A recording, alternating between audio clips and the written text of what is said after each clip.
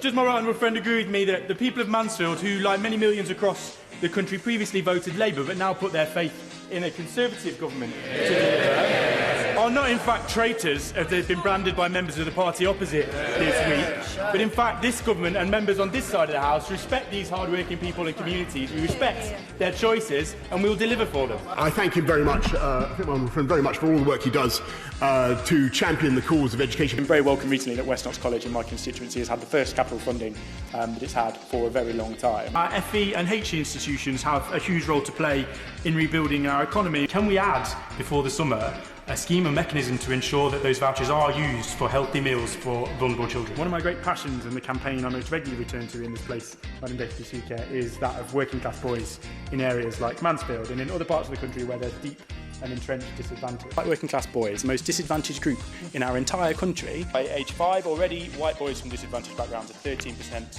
behind disadvantaged black boys. The people in private sector organisations now, very keen to be seen to be doing things like this, the politically correct kind of appealing to the Twitter sphere, and it's been rolled out across the board. I'm very lucky that I can say no, but I'm conscious that lots of people in workplaces around the country aren't going to have the luxury of doing that. Right. Having said that I'm not going to do it, there was about 40 or 50 colleagues who joined in.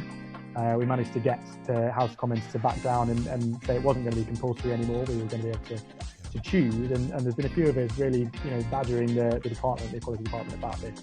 Frankly, I'm proud of my country, I'm proud of its history, I'm proud of its culture. We've got this obsession, haven't we, with diversity of physical characteristics rather than diversity of thought or opinion or background. Why are we so obsessed all the time with this identity politics, with lumping people into boxes based on physical characteristics? I want to help disadvantaged people and disadvantaged kids, regardless of their race or culture. I'm outlining a new approach to equality in this country. It will be about individual dignity and humanity, not quotas and targets or equality of outcome. It will reject the approach taken by the left, captured as they are by identity politics and loud lobby groups. I think most people in this country have a huge amount of respect for our police and our police officers. I think if you ask most of my constituents, they would want more police, they would want more tough law and order in this country, and that's certainly what we promised in the election that won us a big majority. I'm outside number 11, been to see the Chancellor this morning, making sure we're raising Mansfield's issues here in Downing Street. At Kings Mill Hospital this morning to recap on the brilliant news we heard yesterday that A&E here at Kings Mill is going to get a £2 million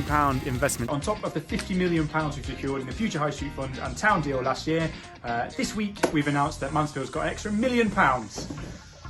Celebrations for our town centre. There's been 44 million quid announced for the D2N2 area, Derbyshire and Nottinghamshire, which includes the money for that project, so we can kickstart things there, get things building a little bit faster, open up that development which will create new jobs and keep people in work here in Mansfield.